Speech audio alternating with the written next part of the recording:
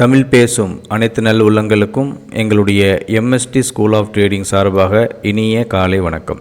நண்பர்களே, இன்றைக்கி 11 நவம்பர் 2024 என்னுடைய எம்எஸ்டி iCore 2.0 இண்டிகேட்டரோட பெர்ஃபார்மன்ஸை லைவ் மார்க்கெட்டில் உங்களுக்கு காலையிலேருந்து நான் சொல்லிக்கிட்டு இருக்கேன். நம்முடைய ஃப்ரீ குரூப்பான எம்எஸ்டி ஸ்கூல் ஆஃப் ட்ரேடிங்கில் இது வரைக்கும் நீங்கள் ஜாயின் பண்ணலை அப்படின்னா உடனே ஜாயின் பண்ணிக்கிங்க. MST school of trading try பண்ணிங்கன்னா உங்களுக்கு நம்முடைய டெலிகிராம் சேனல் கிடைக்கும், அதில் நீங்கள் ஜாயின் பண்ணிக்கிங்க. இப்போ நம்மளுடைய பர்சனல் ட்ரேட் அப்படின்னு சொல்லக்கூடிய ப்ரீமியம் எஜுகேஷன் குரூப்பில் காலையில் 9:14 நம்ம என்ன சொல்லியிருந்தோம்னா, நீங்கள் 2 ஸ்ட்ரைக் ப்ரைஸை செலக்ட் பண்ணுங்கன்னு சொன்னோம். ஒன்று வந்து 51,500 கால் ஆப்ஷனு, இன்னொன்று 51,500 புட் ஆப்ஷன். கால் ஆப்ஷனையும் புட் ஆப்ஷன் ரெடியாக வச்சுக்கிட்டோம் வாட்ச் லிஸ்ட்டில். அப்போ 9:17 சொன்னேன் வெயிட்டிங் ஃபார் பி என்ட்ரி அப்படின்னு சொன்னேன். 9:17 அதே தான் இங்கேயும் சொல்லியிருக்கேன், ஃபார்வேர்ட் பண்ணியிருக்கேன். இப்போ பி வாங்கியாச்சு. எத்தனை மணிக்கு? 9:17 வாங்கியாச்சு. ஏன் பி வாங்கணும் அப்படிங்கிறத உங்களுக்கு காட்டுறேன். இப்போ பி எதுக்கு வாங்கணும் அப்படின்னா, நம்ம வந்து என்எஸ்சி டுமாரோ அப்படிங்கிற ஒரு மார்க்கெட் டைப்பில் மார்க்கெட் ஓப்பன் ஆன உடனேயே நம்ம என்ன பண்ணலாம், ட்ரேட் பண்ணலாம் அப்படின்னு சொல்லி கொடுத்துட்ருக்கோம். ஸோ அது அடிப்படையில் பார்த்தோம்னா 1 மினிட்டை நம்ம அவாய்ட் பண்ணிடுறோம். First 1 minute candle. ஏன்னா அதில் வந்து திடீர்னு ஒரு மேலேயும் போகலாம் கீழேயும் போகலாம். அப்போ அதில் போய் நம்ம மாட்டிக்க முடியாது. அப்போ ஒரே 1 நிமிஷம் மட்டும் வெயிட் பண்ணலாம். ஒரே 1 நிமிஷம் மட்டும் வெயிட் பண்ணிவிட்டு அதுக்கு அடுத்த கேண்டில் எங்கே ஓப்பன் ஆகுதுன்னு பாருங்கள். அதுக்கு அடுத்த கேண்டில் எங்கே ஓப்பன் ஆகுதுன்னு பார்த்துட்டு அதுக்கப்புறம் நம்ம ட்ரேடிங் எடுக்கலாம். அப்போ அடுத்த கேண்டில் எங்கே இருக்குது? நம்மளுடைய செகண்ட் செல்லில் தான் ஓப்பன் ஆயிடும். 51,361 தான் அந்த கேண்டில் இருக்குது. அப்போ அந்த இடத்துக்கு வரும்போது நான் என்ன பண்ணேன், 51,500 புட் ஆப்ஷனை வாங்கினேன். அப்போ நம்மளுடைய ஃபஸ்ட்டு டார்கெட் என்ன அப்படின்னா, இதுதான் ஃபஸ்ட்டு டார்கெட். 51,300 வந்து ஃபஸ்ட்டு டார்கெட். 303 கரெக்டாக நமக்கு டார்கெட் கிடச்சிருச்சு. 51,298 வரைக்கும் வந்துடுச்சு. அப்போ எவ்வளவு? அதில் ஒரு 65 பாயிண்ட் நமக்கு ப்ராஃபிட் கிடச்சிருச்சு. நம்மளுடைய மார்னிங் ட்ரேடு முடிஞ்சு போச்சு. எதை பேஸ் பண்ணி? நம்மளுடைய என்எஸ்சி டுமாரோ பேஸ் பண்ணி நம்மளுடைய மார்னிங் ப்ராஃபிட்டை புக் பண்ணியாச்சு. 40 பாயிண்ட் சொன்னோம், 60 பாயிண்ட்டுக்கு மேலேயே நமக்கு கிடச்சிருச்சு. அதுக்கப்புறம் மார்க்கெட்டில் ஒரு வொலட்டாலிட்டி ஏற்பட்டுச்சு. திருப்பி மார்க்கெட் மேலே போச்சு, திருப்பியும் கீழே வந்துச்சு. 2 பக்கமும் நமக்கு ஒரு சரியான என்ட்ரி கிடைக்கல. இப்போ நம்ம என்ன சொன்னோம், ஒரு நாளைக்கு ஒரு ட்ரேடு தான் சொன்னோம். இப்போ ஒரு ட்ரேட் முடிஞ்சு போச்சு. அதுக்கப்புறம் நம்ம ட்ரேட் பண்ணணும் அப்படின்னா ஒரு கன்ஃபர்மேஷனோட ட்ரேட் பண்ணணும். எந்த ஒரு கன்ஃபர்மேஷனும் கிடைக்கல. அடுத்தது நம்ம என்ன பண்ணலாம் அப்படின்னா, மார்க்கெட் மேலே போய் எம்ஜிஆரில் டச் பண்ணிவிட்டு கீழே வந்துச்சு. இப்போ இந்த இடத்துல நமக்கு ஒரு டோஜி பேட்டர்ன் கிடச்சிச்சு. அதுக்கு முன்னாடி இங்கே ஒரு டோஜியும் கிடச்சிச்சு. இந்த இடத்துலையும் நமக்கு ஒரு புல்லிஷ் R3க்கான ஒரு பேட்டர்ன் கிடச்சிச்சு. அதுக்கப்புறம் மார்க்கெட் நல்லா மேலே போச்சு, அப்புறம் கீழே வந்துச்சு, திரும்பியும் மேலே போயிட்டு நல்ல ஒரு ப்ராஃபிட் கொடுத்துருக்கு. நம்ம இந்த இடத்துல நம்ம என்ட்ரி எடுக்கலை. ஓகேங்களா? ஒரு நாளைக்கு ஒரு ட்ரேட் அப்படிங்கிற அடிப்படையில் இந்த இடத்துல நம்ம என்ட்ரி எடுக்கலை. அடுத்தபடி நான் என்ன பண்ணணும், செட்டிங்ஸில் போகணும். இந்த இடத்துல டிஃபால்ட் செட்டிங்ஸ் கொடுத்தோம். இங்கே வந்து ஸ்டாப் லாஸை குறைச்சி டைனி டூல் வச்சோம். இங்கேயும் ஸ்டாப் லாஸ் குறைச்சி டைனி டூல் வச்சோம். மார்க்கெட் டைப் வந்து டிஃபால்ட்டு அப்படின்னு வச்சுருக்கோம். இதுதான். இது வந்து அட்வான்ஸ் ட்ரேடு கிடையாது, மார்க்கெட் ஓப்பன் ஆன பிறகு ட்ரேட் பண்ணுறது. அப்போ இந்த இடத்துக்கு வரும்போது நம்ம என்ன சொல்லிக்கிட்டு இருந்தோம், வெயிட் பண்ணுங்கள், பையும் எடுக்க வேணாம் செல்லும் எடுக்க வேணாம், அதாவது புட் ஆப்ஷன் எடுக்க வேணாம் கால் ஆப்ஷன் எடுக்க வேணாம் அப்படின்னு சொன்னோம். நெக்ஸ்ட்டு சப்போர்ட் வந்து 51,231 தான் இருக்குதுன்னு சொன்னோம். மார்க்கெட் அதுக்கு முன்னாடியே ரிவர்ஸ் ஆகிடுச்சு. Hope all enjoying the profit. அதனால் ஃபஸ்ட்டு டார்கெட் கொடுத்ததுனால நம்ம என்ன சொன்னோம், 60 பாயிண்ட் ப்ராஃபிட் கிடச்சிச்சு என்எஸ்சி டுமாரோ அப்படின்னு சொன்னோம். இப்போ வந்து பிஇக்காக வெயிட் பண்ணிகிட்டு இருக்கோம் அப்படின்னு சொன்னோம். அதுக்குள்ளேயே நம்ம கஸ்டமர்ஸ் வந்து ப்ராஃபிட் புக் பண்ணி கொடுத்துட்டாங்க, காட்டிட்டாங்க.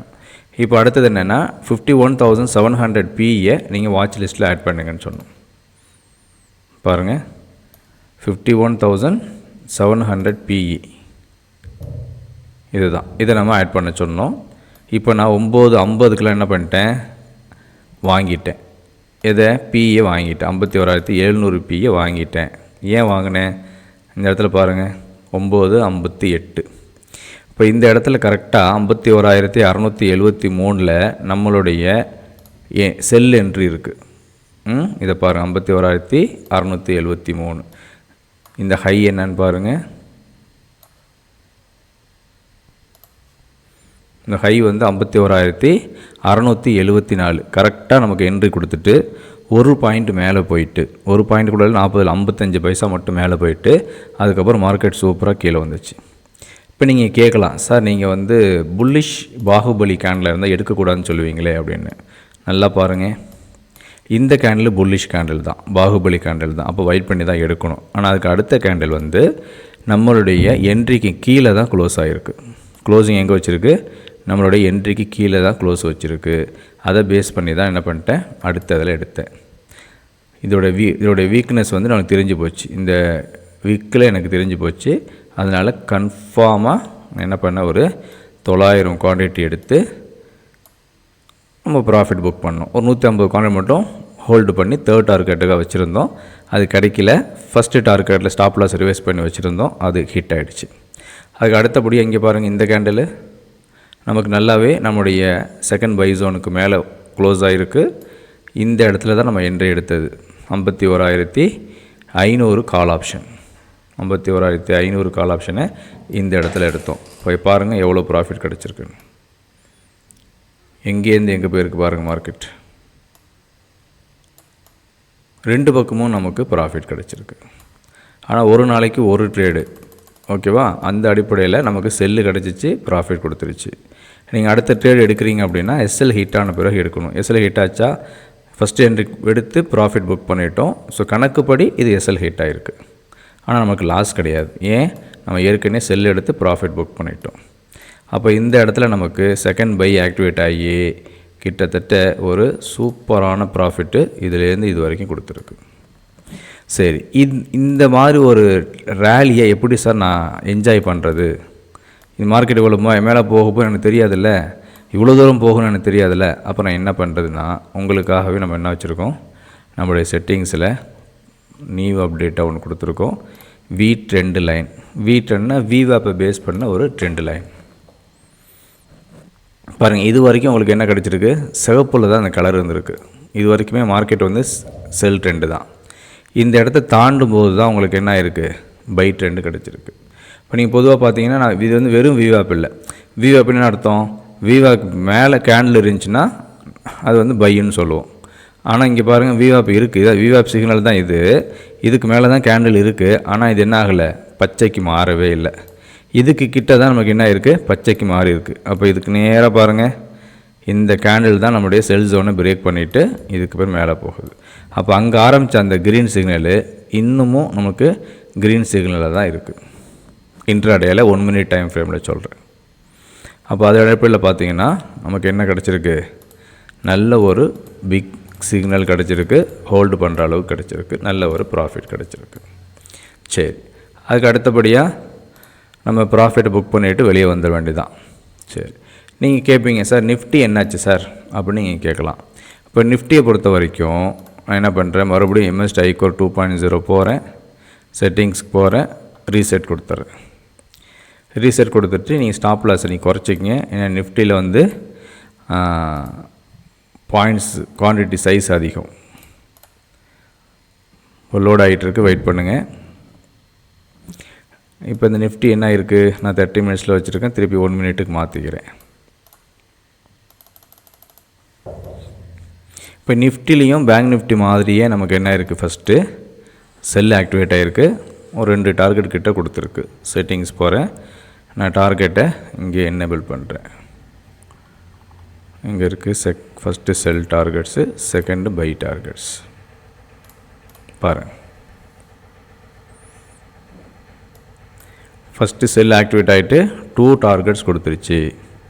திருப்பி நம்ம அடுத்த என்ட்ரி எடுக்கும்போது என்ன பண்ணுவோம், ஒரு கேண்டில் மேலே க்ளோஸ் பண்ண விட்டு அந்த ஹை பிரேக் ஆகும்போது தான் எடுப்போம். அப்போ இந்த 2 டைம்ஸ் போய் அட்டெம்ப்ட் ஆகிருக்கு. 2 டைம்ஸ் நமக்கு என்ட்ரி மேலே கிடைக்கல. மாறாக என்ன கிடச்சிருக்கு, நமக்கு செல்லுக்கான ஆப்பர்ச்சுனிட்டி தான் கிடச்சிருக்கு. செல்லுக்கான ஆப்பர் எப்படி சொல்கிறீங்க சார், இது வந்து ஒரு ரிஜெக்ஷன் கேண்டில், இது வந்து ஒரு கன்ஃபர்மேஷன் கேண்டில். அப்போ அதுக்கப்புறம் செல்லு நல்ல ஒரு ஃபாலு. அதே மாதிரி இந்த இடத்துல ஒரு செல் ரிஜெக்ஷன் கேண்டில், அதுக்கப்புறம் ஒரு சிவப்பு கேண்டில். அப்போ இதுக்கு என்ன கிடச்சிருக்கு, இது வரைக்கும் ப்ராஃபிட் கிடச்சிருக்கு. பை எங்கே கிடச்சிருக்கு, இந்த இடத்துல பை கிடச்சிருக்கு.